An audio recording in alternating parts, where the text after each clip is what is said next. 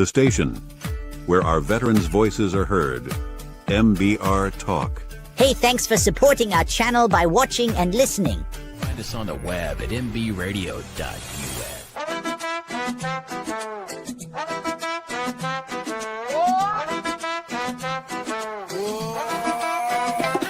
Desde Brooklyn hasta el sol del Medio Oriente, José Flores con fuego en la mente. Raised in the Bronx where dreams don't sleep, donde el hambre te enseña a resistir. Sectionoid life, no handouts, no cheat. He built his power from the pain on the street. Cada golpe, cada lágrima caída fue el fuego que encendió su vida. Ahora camina con propósito y voz. José Flores, hear the noise. De la calle al combate, turn his trials into faith. Disciplina y con fe, now he rises every day. From the black to the world sin temor. You ever need a haircut? So that these kids can learn how to play instruments, or want to, not just learn, but want to. But I think that there's a major shift. Iraq to Korea, he led from the front. Now he lifts others, never just stunts. Hoy es mentor, líder, amigo. ¿Qué pasa, mi gente? Welcome to the Motivated Mindset. I'm your host, Jose Antonio Flores, but we'll just keep it to Jose Flores. I'm a proud Latino born and raised in New York City. Yay. Straight out of the Bronx, raised in Brooklyn, up in here. You know what? That's that New York flavor, that hustle, that grit. It shaped me. It built me. It still drives todo lo que yo hago today. So I am a combat veteran who proudly served 30 years in the United States Army. And look, before we get rolling, I want to send out a powerful salute to all my veterans, service members, and my first responders listening. Mucho respeto, you already know, because, you know, one of the greatest blessings of my life was joining the United States Army. And, you know, the Army just didn't give me a career. No, it gave me good food too, but that's something else. It gave me purpose. It gave me discipline. It gave me leadership. I had the honor of serving under some great, incredible leaders, men and women who taught me that leadership is not about rank, titles, or power. True leadership is about service. It's about accountability. It's about inspiring people to believe in themselves, even when they couldn't see their own potential, like I was at 17. I learned that real leaders don't just give orders, they coach, they mentor, they teach, and they listen. They lead from the front. Over the years, I've had the privilege of shaping and developing soldiers from all walks of life, young men and women, searching for dirección, como yo estaba, right? Direction, trying to find confidence, trying to discover who they are, who they were. And what I realized that leadership isn't something you do in uniform. It becomes parte de quien tú eres, who you are. Even today, those lessons still guide me. They help me. They show up for people. They help me motivate others through struggle. They help me coach, mentor, train, and encourage people to push past their limitations and become un poco más fuerte, become stronger mentally, physically, emotionally, y también spiritually. That spirit of leadership is still alive in todo lo que yo hago, in everything I do. And now in this new chapter in my life, I wear a lot of different hats other than this cool one. You like that? Look, I'm a motivational speaker, a certified personal trainer, certified media, and yes, even an end-of-life death doula.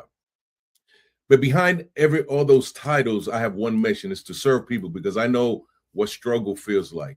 I know what pain feels like, and I know that what it means to fight your way toward purpose. Todos los días, every day, my mission is simple: to inspire, to uplift, to challenge, to remind people that no matter where you started in life, you know, or what life throws at you, you can redefine your life through faith, discipline, resilience, and relentless drive.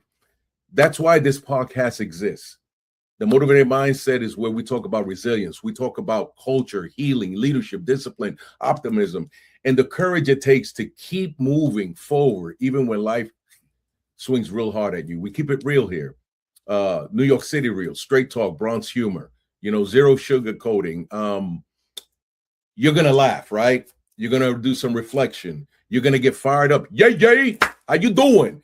Maybe even shed a tear. And I don't mean because you're cut of onions. But one thing I promise you, you will live stronger when you first press that play button, because this isn't about motivation. It's about transformation. And, you know, and one last thing before we start, if you vibe with what you hear, right? If this conversation inspires you, it's like, yo, I like that. If you appreciate the interviews, the energy, what's up, yay, yay, and the message, all I ask for you is to support our channel. Hit that like, hit that subscribe, scan that QR code, and share it with somebody who could use a little motivation. You know why? Because your support helps me continue to bring you powerful guests, meaningful conversation, and purpose driven content straight to you. All right, familia, let's get into it. You know, so let's talk about who our guest is, who the MAN, that means man, right? But let me tell you about who we got that's just stupendous. And it's someone whose work is helping people rewrite their stories and tell themselves they can move from confusion to clarity, from pain to purpose, and from simply surviving to truly live. Joining us today is Karlos DelToro, a strategic intervention and career coach who specializes in helping people navigate major life transitions and rediscover direction in their personal and professional lives. You know, what makes Karlos unique is the way he blends deep empathy with practical wisdom, drawing from more than a decade of coaching experience, you know, and a background in screenwriting and story analysis for over 30 years in public service. He understands something powerful. The story we tell ourselves can either imprison us or set us free. His work focuses on helping people reshape that internal narrative so they can step into clarity and resilience and purpose. Whether someone is facing career uncertainty, grief, personal loss, relationship struggles, or simply feeling stuck in life, Karlo helps people connect with who they are and where they're meant to go. His message especially resonates with young men, and if anybody, women searching for identity, purpose, direction, and healthier relationships in today's world. With training and strategic intervention, grief recovery, and faith-based coaching, Karlos brings that compassion, being authentic, right? Wisdom and grounded leadership into every conversation. And today we're gonna be diving deep into mindset transformation, resilience, purpose, and how the power of rewriting your story makes a difference. Family, this is going to be a powerful one. So siéntate para atrás, stick back, lean in, café, you know, and we're going to welcome our guests in un momento. Here we go. The interview of the week is brought to you by Jersey Mike's, a sub above. Carlos, what's up? Hey, Jose, how are you today, my friend? Hey, man, my brother, thank you for being on here. We're so excited, man, that you are here. I'm excited to be here. Thank you for the invitation. My pleasure. So, you know, hey, you know, let's start with who Karlos is, you know, where you're from, and let people get to know who you are. Absolutely. I noted from your introduction that we have a few similarities. So I also am Latino, but I think I want to start by saying that I am a husband, I'm a father, I'm a grandfather. These are all the key people in my life. And I'm a servant of the Most High and a servant of everyone out there. So that's basically who I am. I'm Puerto Rican. I was raised in New York City. I was raised in not in the Bronx. So I was raised in Greenpoint, Brooklyn. We got that little rivalry going on, but we'll talk about that another day. So I was in Greenpoint, Brooklyn, and then in my high school years and beyond, I lived in Jamaica, Queens.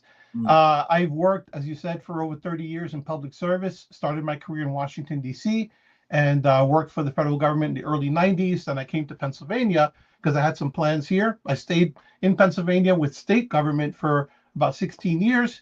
Went back to DC because I hadn't had enough yet. So I went back and did that until I retired in February of last year amid all of the, shall I say, busyness of what was going on last year.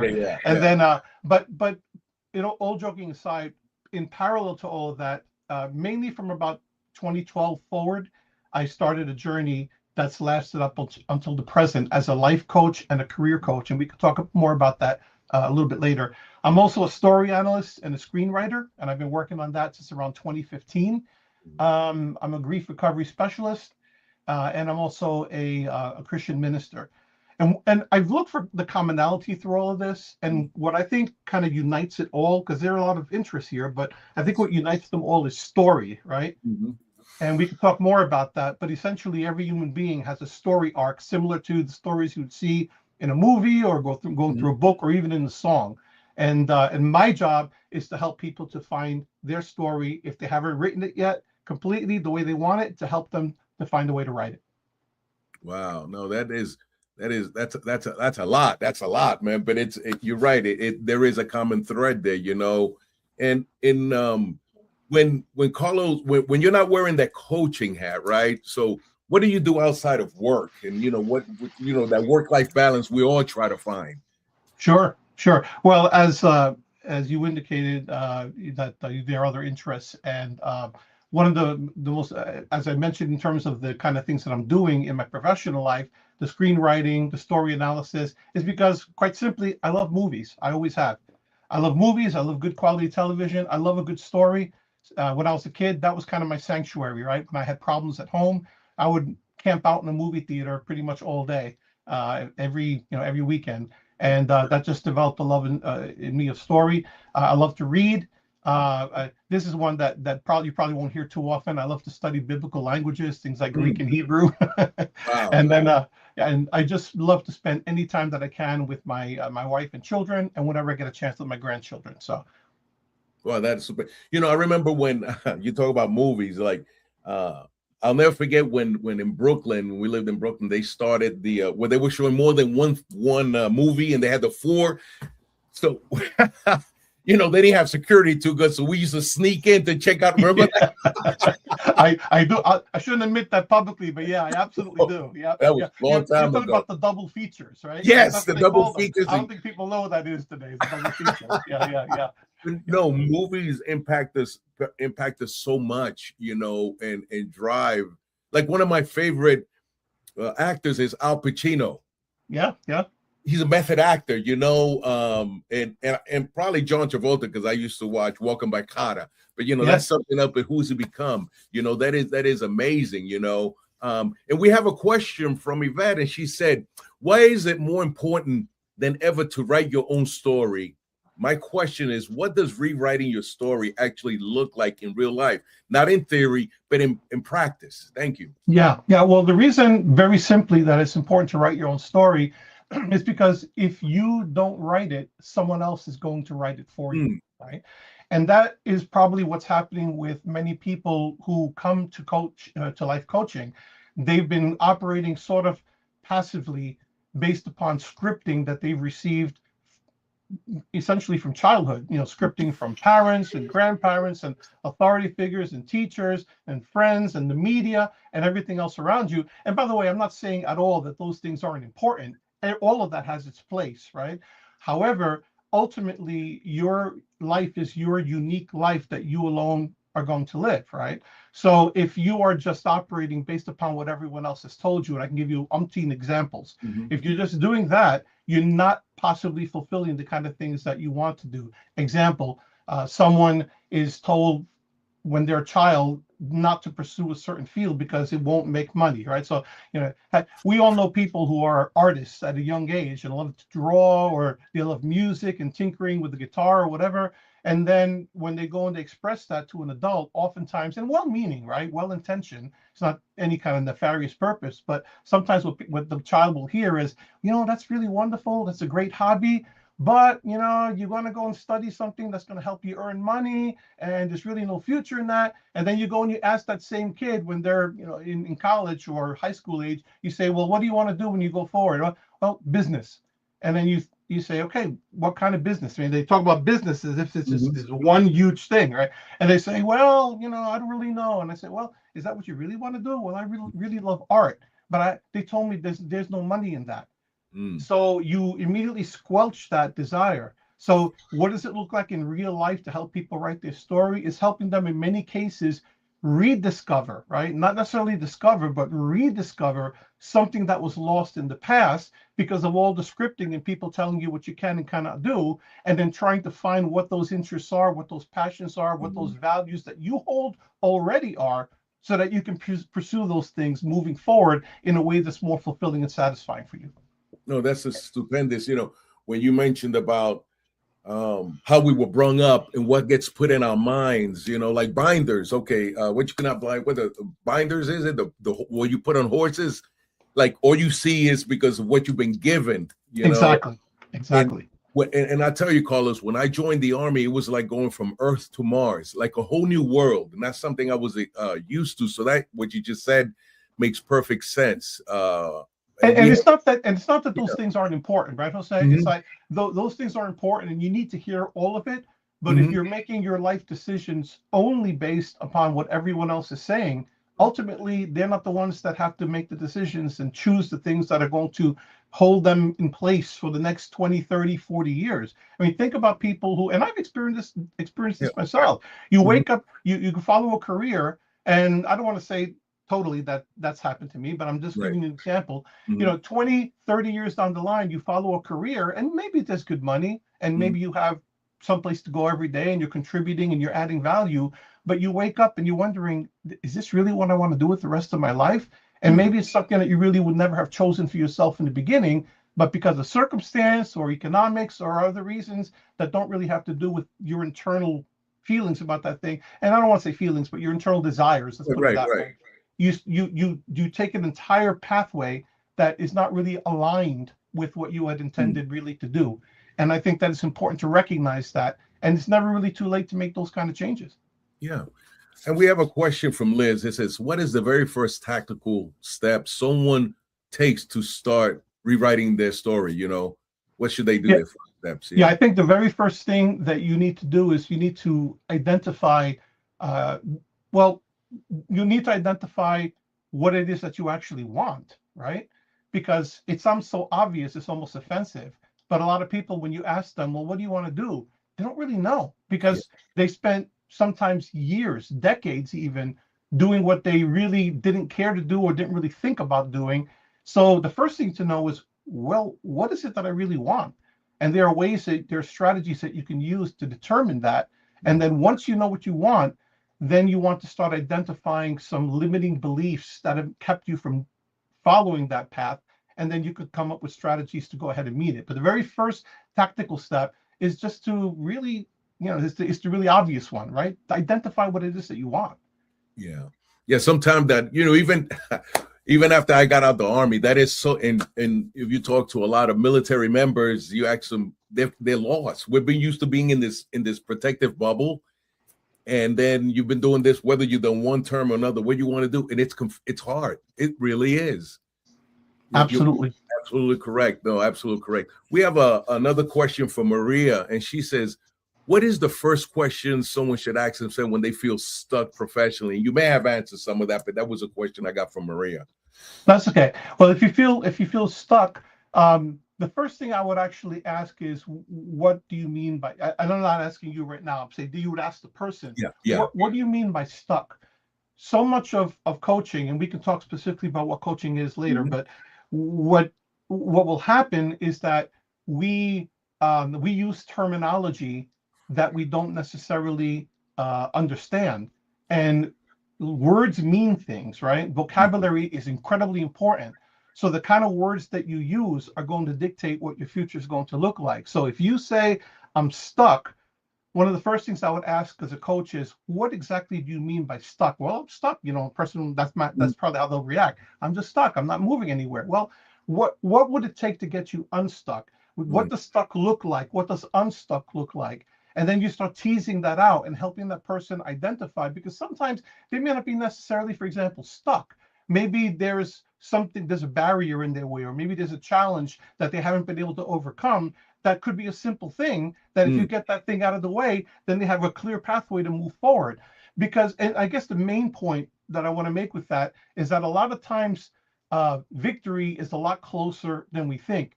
Tony Robbins, who's one of my main teachers, is fond of talking about what he calls a membrane. And a lot of times the success that we want to achieve is just beyond that membrane, and that may be like a 2 millimeter membrane. But sometimes from our vantage point, it looks like something that is just insurmountable and uncrossable, right? But if you realize that success is just a little, if you just push a little bit more, right?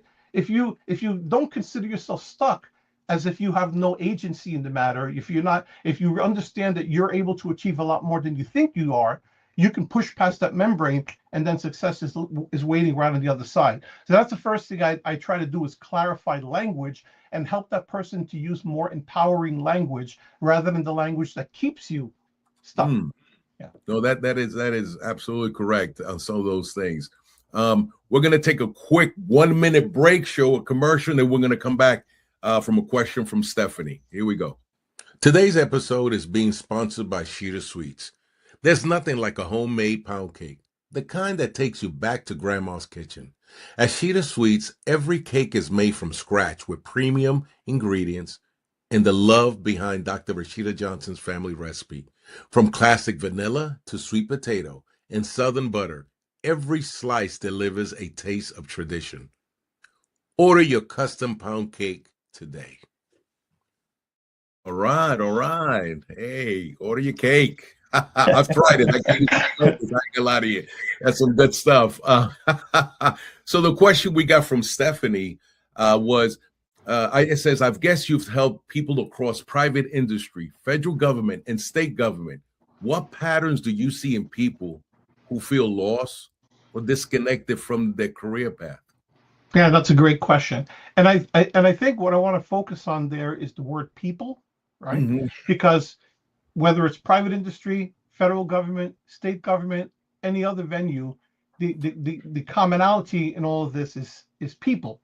And people have specific needs, and there are many models, but there's one model in particular that I often use, which is something that comes from Tony Robbins. It's referred to as the 6 human needs.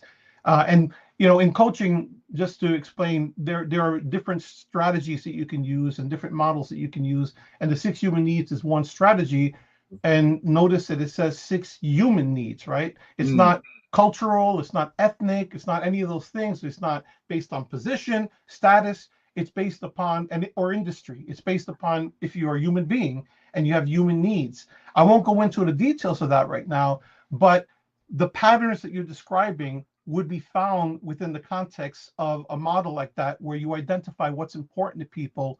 And you're going to find people who feel disconnected because of not being able to do certain things that are related to their skill sets that they possess at the deepest levels. You're going to find common language that people use, like stuck, or metaphors that they use, like I'm at the end of my rope, or something of that nature. And and that's going to be universal regardless of what industry they're coming from. You're going to see people who are limited in terms of their understanding of what categories of jobs there are out there, what kind of opportunities are available. So they've only been looking at things sort of in a very direct way, without understanding the potential to do similar things. They think, in other words, put it differently, they think that there's only one way to get what it is that they're trying to achieve. So one of the exercises I would go through with a person like that is something called mind mapping, where you identify several different interests that they have and then help them find different combinations of how they could potentially do that thing to achieve what it is that they truly want. So if they're thinking, well, the only way that I could do this is by getting this type of position, it's likely not true. There are probably many ways that that can achieve that, because what they're not understanding is that it's not the specifics of the job or the occupation. It is the thing that they're looking for to do. In other words, is it service that really motivates them? Is it helping people? Is it is it doing something with their hands and building something?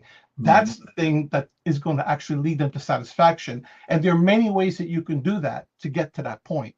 So I hope I didn't go too far around the block, but if you need more on that, let me know. No, and that's interesting, with everything you said, because it sounds similar like to other professions. So like, what is life coaching, and how is it different from other professions such as psychologists, psychiatrists, therapists, counselors in consult? How is that different from what you do, so people can kind of, separate? Yeah, great question. I'm so glad you asked that. So coaching has been around for decades, at least 3 decades, but it wasn't called coaching in the sense that it's called that now. That's more of within the last decade and a half, people have started referring to it as coaching or life coaching. It comes from the idea of, like, you would think of sports coaching, right? Where with a sports coach, what happens? Let's say someone who's a batting coach, you're going to essentially have a person who's very skilled come alongside the person who's having problems and help them to identify skills or parts of those skills that need a little bit of extra work or improvement. In other words, they already have the skill. They just need to tweak it, fine tune it, so that they can get to peak performance. And the coach will help them do that, whether it's batting or pitching or throwing a football or whatever it may be. So extending that same metaphor to the world of mental health and behavioral health, a life coach is someone who comes alongside a person essentially and helps them to identify where they are in life with regard to things like relationships and health and finances and a bunch of other things in life. And then you find out where they are, where it is that they want to be, and what the gap is and why is the gap there. And then you help them essentially using skill sets that they already have, that they already come with, built in, basically. You help them to bridge the gap between where they are and where they want to be. Now, that differs from things like therapy or counseling, because those helping professions typically require years of study that lead to a certification or a license. Coaches, at least at the moment, are not typically licensed or required to have a license or certification. It doesn't mean that they're not prepared, because you go through quite a bit of training in order to become a coach, and some practical coaching, of course, but they're not required to be licensed or certified, but they do have to have a broad understanding of the different principles that are going to help people get where they need to be. But they can't legitimately I can't hang a shingle and say I'm a certified counselor or certified therapist, because that would be unethical and it would be incorrect. But they're also not consultants, because that has a definition of its own that we won't get into. They're not mentors, because that's a different type of dynamic, but they are essentially people who help you to find where you are, where you want to be, and how to bridge that gap. Oh, that's amazing. That's cool beans. I get it. We have a question from Robert, and he said, I started career coaching about 2 weeks ago. I noticed my coach emphasizes on honest conversation and many, many questions. What is one question you ask clients that always shifts the room?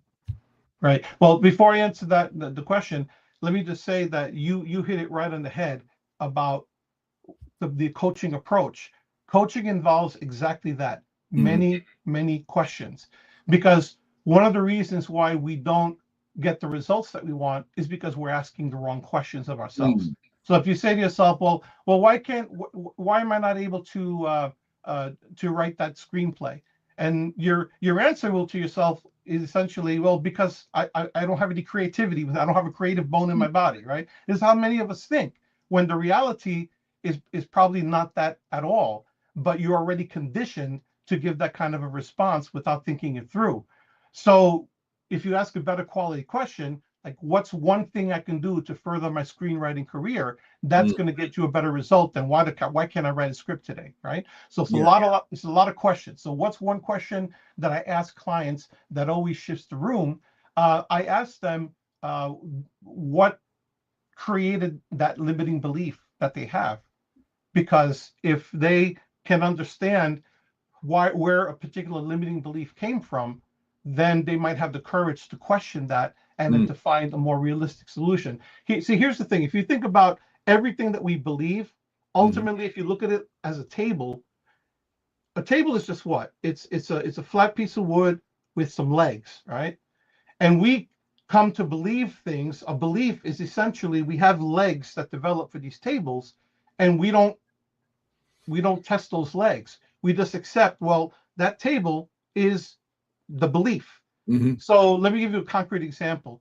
If someone says all dogs are dangerous, well, that's the table on legs. Right. You might have had 4 occasions where you passed the dog and the dog growled at you or even bit you, and those are your 4 legs. So you concluded naturally all dogs are dangerous. But then one day, and I've owned 2 of them, you meet a golden retriever. Yes. I promise you that a golden retriever would rather have supper with a thief than to do anything to push them away. You're right about that. So when you meet that golden retriever, now you've kicked the leg, because now you have evidence that not all dogs are dangerous. Some dogs are dangerous, but not all of them are dangerous. So in that moment, you're questioning that limiting belief. So a question, so it's not a specific general question. It really is more specific to the person, but it's the whole idea about limiting beliefs. Why do you hold that belief, or why do you believe that that's true? Because that person may not have a clue that there are other options in the world. So no, that's amazing. You're absolutely correct. Especially with golden retrievers, I have 2 of them, so I can relate to that. And we have another question from Sally. Sally says, how do you maintain your new story when old environments trigger past habits? Yeah. You maintain your new story by continuing to look for and create evidence about your new belief. Right? And by the way, these are fantastic questions. So thanks for that. Yeah. So, your old environments are always going to be there, right? They're typically not going to go away. So the idea with coaching is to help you to recognize when those older beliefs are arising, so that you can note them and say, yep, I see you, you're there. I see you, noted, ignored, and then you go on to the new belief, right? And that takes a little bit of practice, because you believe that thing for so long that it's become like a table that cannot be moved. But the more that you kick those legs with new beliefs, with new evidence, with new reference points is another way that you could put it, the more you're going to realize that there is the possibility of a new belief. You don't have to go back to the old ones.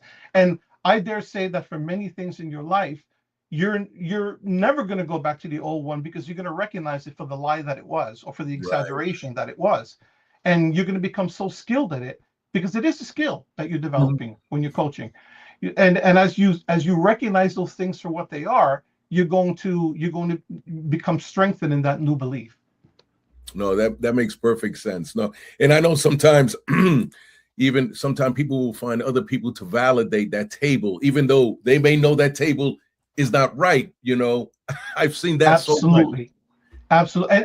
And those pressures are real, right? Yes. That's one thing. It's important to understand that there's no shame in, we all have that. We all have limiting beliefs, right? I have strategies, and I'm constantly coaching myself, and I'm constantly, self-coaching. And I also have a coach. I think that a life coach that doesn't have a coach themselves is doing themselves a disservice and their clients a disservice. I need to go and recognize blind spots and limiting beliefs that continue to affect me. So there's no shame in that, but it's empowering to know that you do have options, and that you do have choices that you may not have thought you had before. Absolutely. We have a question from Michael, and he said, I think I heard you say earlier in your intro that you specialize in coaching men. I have 2 teenage boys. What are the unspoken pressures men carry that often go unnoticed?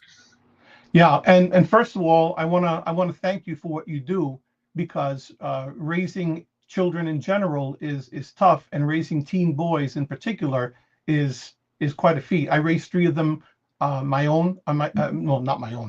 My wife and I raised those boys. I better be careful to say that. You do. Right? But my point is that we raised 3 boys. Yeah. So I know how tough that it could be. And in terms of the pressures that they carry, oh boy, where do I start? I specialize in, I will coach anybody, but my niche, if you will, or my specialty is coaching young men around the ages 24 to 35, predominantly ones who are not quite teens, but the ones who are sort of starting out in life. But the pressures on teens are just the beginning stages of what they were experiencing in the age group that I serve. But there are 4 main areas where young men are having issues. And again, it starts at a very early age in a different context with teens. But that's things like, work and economic disconnection, right? Or big one is that's more appropriate for teens is loneliness and isolation, right? There are we live in the most connected age probably in history, in human history, in terms of all the electronics, and yet I believe it's the most disconnected in history, because along with all that electronic connection, you've lost so much of what we used to consider as community. And without that community and all those different voices, you lose something in that. And that's a whole rabbit hole that we can go down for a while. Mental health in general, it increases in, and this is all backed up by statistics, right? Anxiety, low motivation, escapism, whether that's through things like doom scrolling, right? And that's more, I think grown-ups do more doom scrolling through the news and all that, right? Yeah. But anybody could do it. Gaming, and I'm not saying that any of these things in and of themselves are necessarily bad, right? Just put in quotation, air quotes. But because but things like, for example, overly escaping into things like gaming or doom scrolling, or a big one that's really been predominant, especially with teens, is pornography use, right? Gambling as you get older. I mean, this is so many mental health areas that you got to look at that serve as means of not dealing with the connection issues and the isolation issues. And another big one is just identity and purpose confusion, right? Because there are, in many instances, a lack of clear rites of passage, things that would have looked much different when I was growing up and when Jose was growing up. They're different today. And there's also a shortage of healthy male role models out there. So there's a lot of lack of structure, and there are all kinds of challenges or spiritual grounding. And by spiritual, I don't necessarily mean religious, right? Just something greater than themselves. So this is all, I know I'm speaking in general terms, but these are all commonalities that are the pressures that men carry that often go unnoticed, and people pretty much, well, just deal with it and keep going from day to day without really addressing those issues. And you pay a price for that, not only as individuals but as a society. And if you don't address those issues, as I personally don't believe that they're being addressed to the extent that they need to be addressed, if you don't deal with them in the long run, you wind up with men that lack clear identity and purpose, or that lack structure and accountability. They lack a sense of meaning and a sense of purpose. Then they tend to be more passive instead of active in society, and they tend to be less confident and disciplined, and all that translates to danger, right? Wow. No, those are all good points. I think you have mentioned some of the things about talk about shame and vulnerability, and those are sensitive topics, and I see how people, they try to avoid talking about. Why do you think it's so important for people in general to face these things, and what kind of differences can that make in their lives? You're talking about vulnerability and shame? Yes, sir. Yeah. Thank you very much for asking that. It's so important to understand that a big part of what is causing mental health crises in our day, in my opinion, based upon the research and based upon anecdotal evidence, is that people confuse the meanings of things like vulnerability or shame or courage.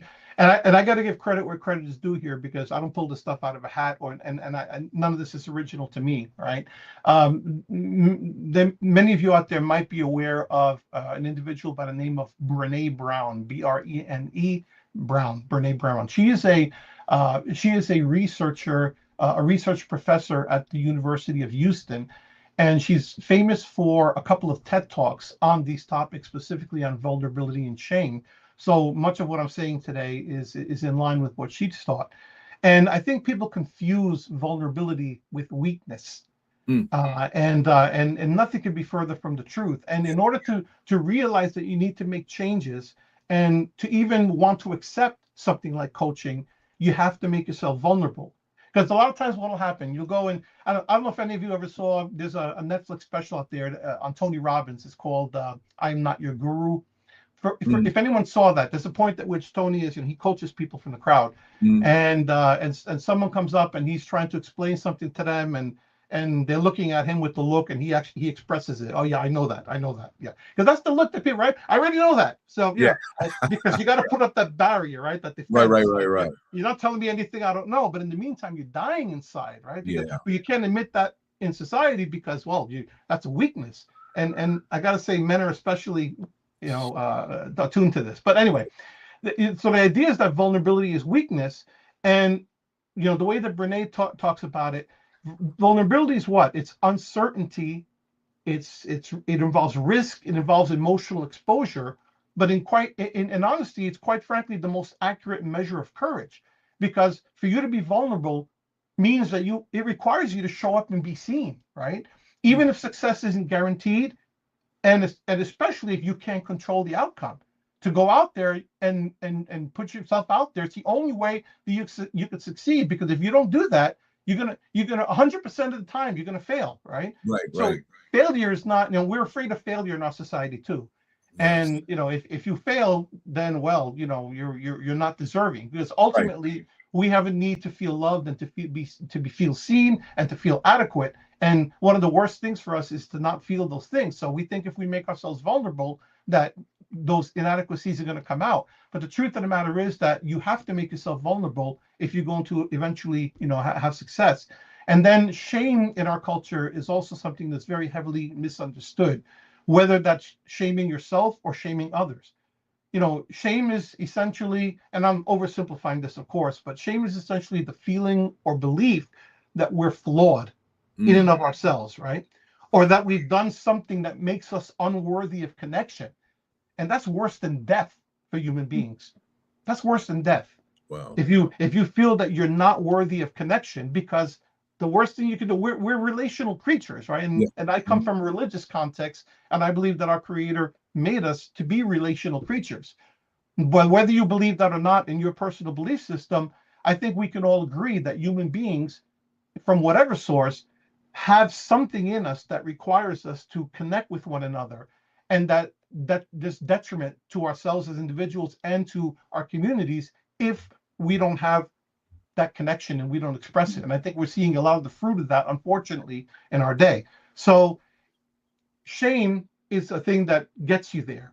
There is no, and we can have this debate, and I understand that some people will not agree with me. I do not believe that shame is a good motivator. I know some people will use it, and they will say you got to put someone to shame, you got to shame someone. In the Spanish culture, I heard many times growing up, you should be, some version of you should be ashamed of yourself. I get it. Yeah. And I leave that to you and to your personal preference. I personally have seen too many lives damaged by that. And people who use it towards others as well as themselves. And there are alternatives to that, right? So unless we can get a grip on ourselves and get better strategies that take us away from that feeling of inadequacy and unworthiness, I think we're going to continue to see the fruit of that. Wow. Got a couple of comments. Michael wanted to say thank you for sharing that knowledge, the one that was raising the two boys. Of course, my pleasure. Thank you. And then somebody, an anonymous, said, I'm glad that you say vulnerability is not a bad thing. Totally. And by the way, is everyone going to agree with us? Of course not. Right. And I respect everyone's opinion, but I also am not afraid to say something like that, because I don't think it gets said often enough. And I think that we need to give ourselves permission to be vulnerable, because and especially men. All right. Yes.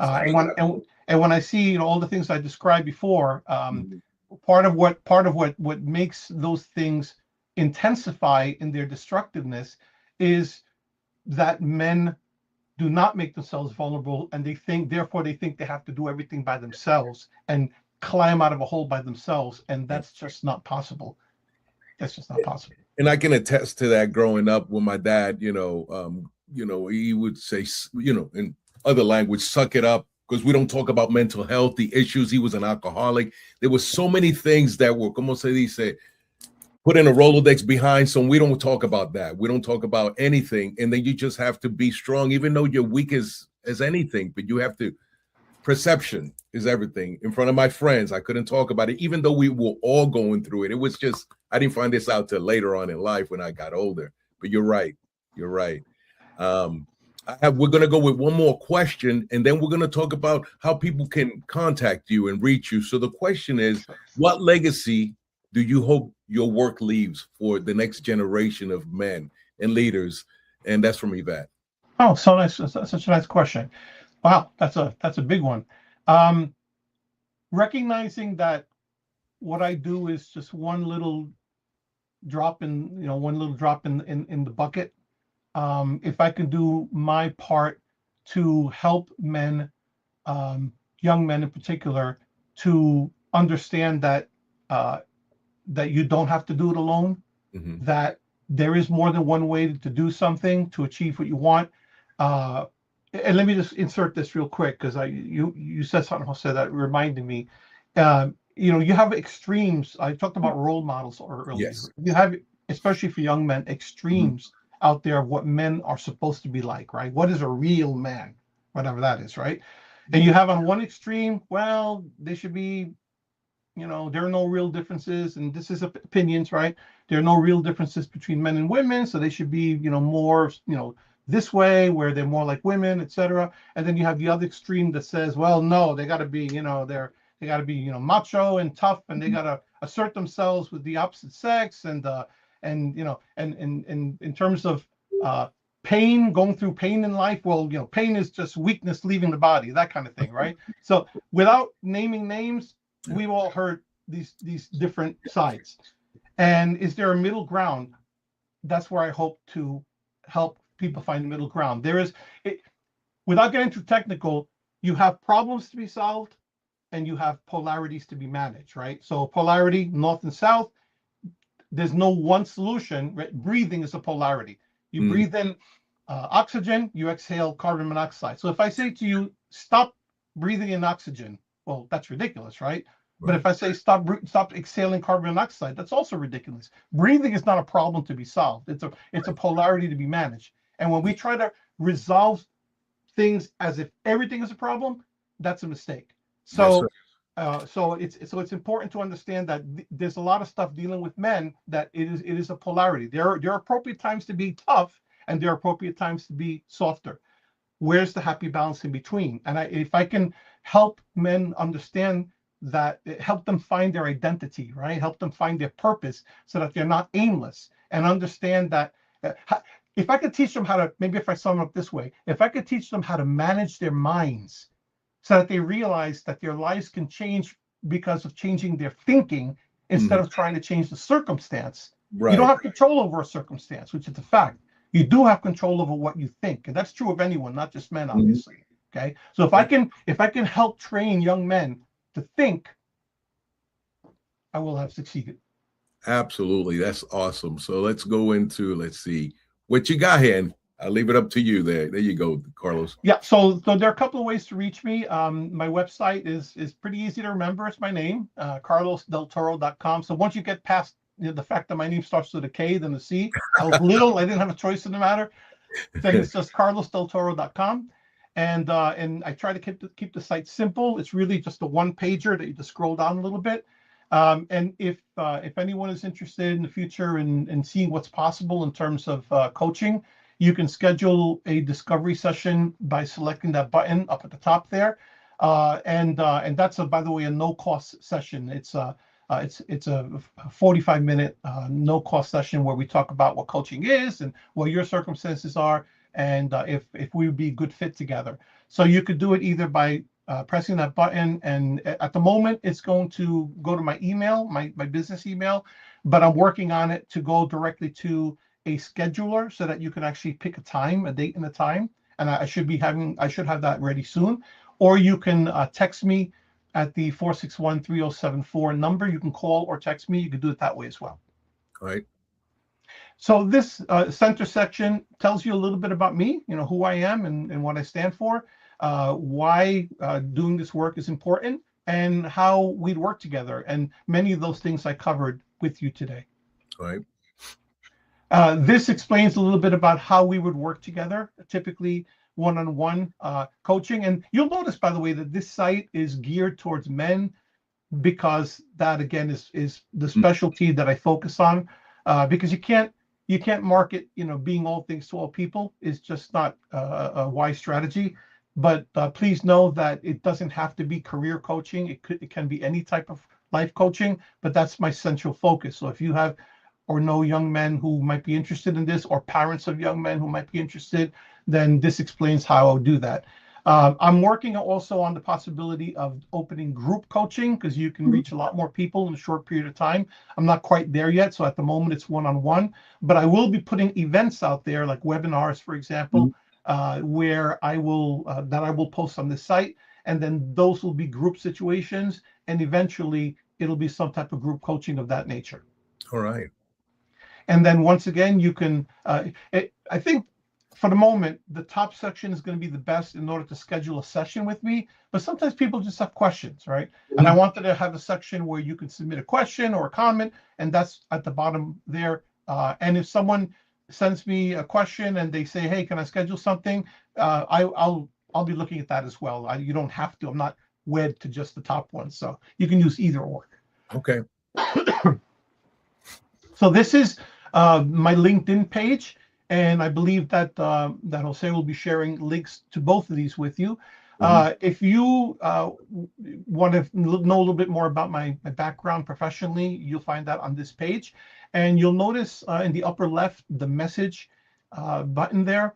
If you select that, one thing I wanted to offer today is if you are interested, you could do a discovery session, but you could also take advantage of what I'm about to offer, which is, I talked earlier about the 6 human needs. I usually charge in order to go through sessions on the 6 human needs, and I have a survey to go through for that.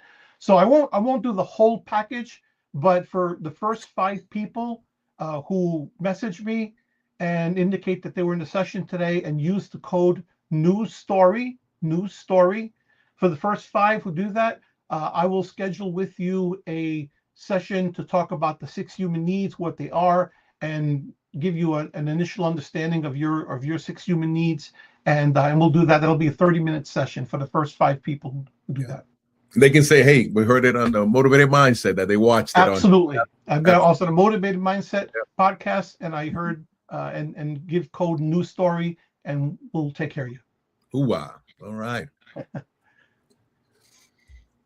And here is where you can reach out to connect with Karlos, to QR code, and the number. And the best way, Karlos, would be, if they wanted to get quick, would be the number, or is that correct? Yeah. So if so, the number would be the quickest way, but they're all going to the same place essentially. Okay. So it's entirely your choice.